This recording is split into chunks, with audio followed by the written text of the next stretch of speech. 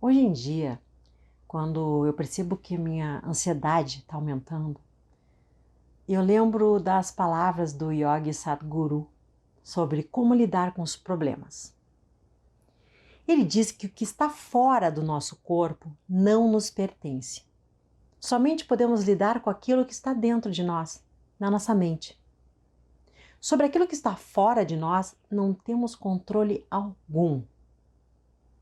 O budismo, por sua vez, nos ensina que devemos lidar com o presente somente.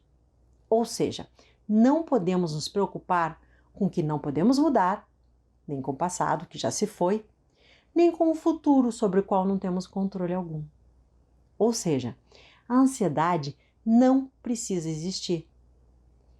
Por isso que eu busquei entender a causa, os motivos que me levaram a desenvolver a síndrome de burnout, alguns anos atrás, porque essa foi a gota d'água depois de passar por outros tantos sintomas de ansiedade e estresse durante vários anos seguidos. E essa síndrome é avassaladora. Eu sentia como se tudo estivesse escorrendo pelos meus dedos. Meu medo de perder o controle estava me controlando totalmente. E o medo é uma dor tão comum que é o sentimento mais manipulado politicamente no mundo todo para controlar as massas. É só observarmos a história para vermos que é através do medo que grandes parcelas da população são levadas a tomar certas ações e pensar em estar seguindo um líder que as protege, mesmo que ele seja um grande tirano e que cause outras dores que essas pessoas nem percebam, pois o medo é a maior delas. Mas então, como lidar com essa ansiedade toda? Por onde começar? Bom, pela minha própria experiência, aprendendo a relaxar corpo e mente, a meditar. Porque com a meditação, percebemos que o grande segredo é respirar. Por isso que ensinam a quem tiver um ataque de pânico, a respirar profundamente num saco de papel. Mas eu acredito também que é somente com o autoconhecimento que conseguimos entender qual ou quais os motivos dessa tendência a pensar demais, a ser perfeccionista demais ou ter medo de perder o controle. A ansiedade tem algum motivo bem profundo para se manifestar na nossa vida e vai além até mesmo da psicoterapia. Acho que exige um estudo holístico da pessoa ansiosa. Mas também não podemos encarar, eu acredito, todas nossas doenças ou problemas como algo emocional. Sobre a imunidade, temos de levar em conta também a importância daquela expressão antiga, o peixe morre pela boca. A gente precisa cuidar muito com o que come, colocar mais frutas, mais legumes e verduras na nossa vida. Isso é o básico. Dormir direito e se exercitar é outra coisa que já testei e ajudam pra caramba.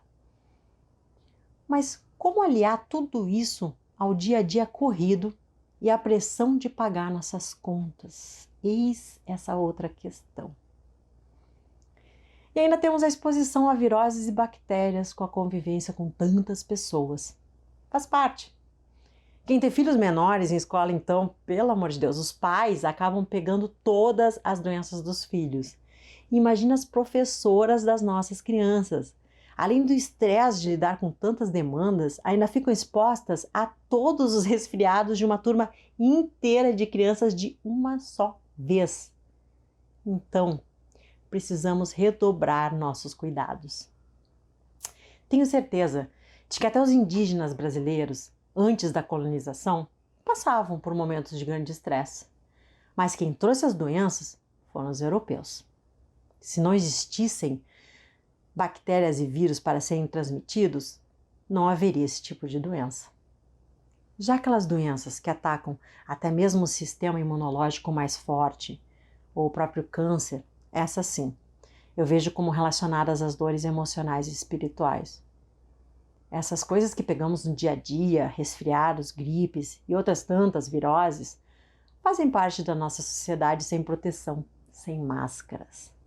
Se fizéssemos como os japoneses, diminuiríamos imensamente os contágios, mas todo mundo fica reclamando das máscaras. Aí complica mesmo, né? Vamos continuar passando tudo para todo mundo toda hora. Por outro lado, desejar ser tão relaxado quanto um budista é uma utopia para quem vive no sistema capitalista. Daí, termos uma fração tão gigante da população mundial estressada e ansiosa. Quem não fica? Talvez quem fuja dos problemas usando produtos ilícitos ou que tenha no seu mapa natal muitos aspectos em aquário, peixes ou libra. Essas influências podem tornar uma pessoa tão distante da Terra que pode complicar também sua chegada até a finalização da missão a que veio nessa vida. Se isso for tudo verdade, claro.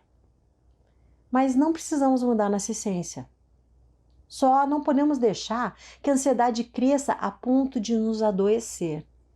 De resto, manter o equilíbrio não significará mudar totalmente nosso caráter. O mais importante é termos consciência de quem somos, de nossas fraquezas e forças, e usarmos as forças para ajudar a regular nossas fraquezas. O objetivo é o equilíbrio.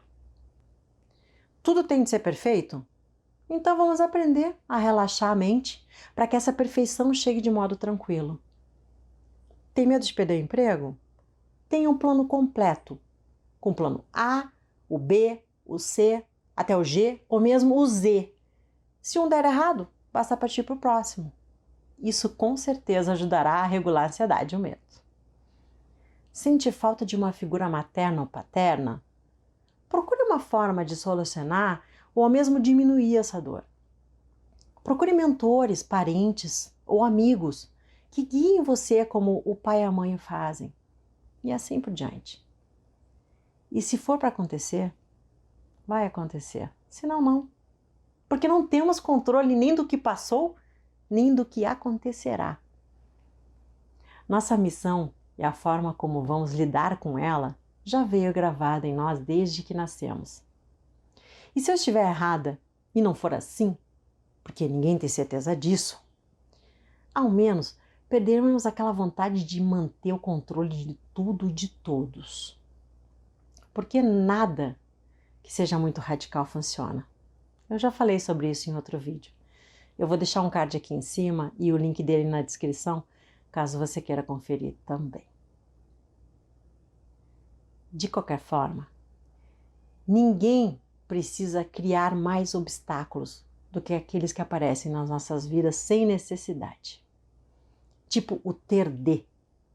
Será que eu tenho de ser aquilo que meus pais queriam que eu fosse? Ou meu tio, irmão ou avô? Será que a minha casa tem de ter 6 suítes? Ou eu tenho de ter no mínimo 3 filhos, como minha bisavó ensinou? Será que eu tenho de ser milionário como todos os homens que se dizem bem-sucedidos? Ou eu posso me dedicar ao barzinho do meu amigo à beira-mar com uma qualidade de vida muito maior? E por aí vai. A sociedade também impõe tantas condições para sermos felizes, mas a felicidade é totalmente subjetiva. Madre Teresa que o diga. Dizem que ela pediu para permanecer nessa vida o máximo de tempo possível para continuar ajudando outros seres humanos. E essa era a grande felicidade dela. Cumprir sua missão do auxílio ao próximo. Ou, se não for só isso, de pregar o cristianismo. Mas só ela para saber a verdade. Então, ansiedade demais não precisa. Para um mundo melhor, fiquemos atentos aos aprendizados que a vida nos oferece. Mas que consigamos parar também, de tempos em tempos, para olharmos para dentro de nós. Para isso, experimente a meditação. Mal ela não faz. E principalmente, deixe de procurar saber o futuro. Esqueça a cartomancia, ler a mão, as progressões astrológicas. Para quê?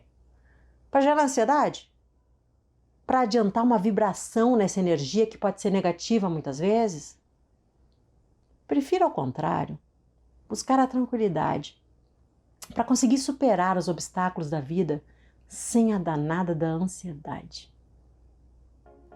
Fique bem e até mais.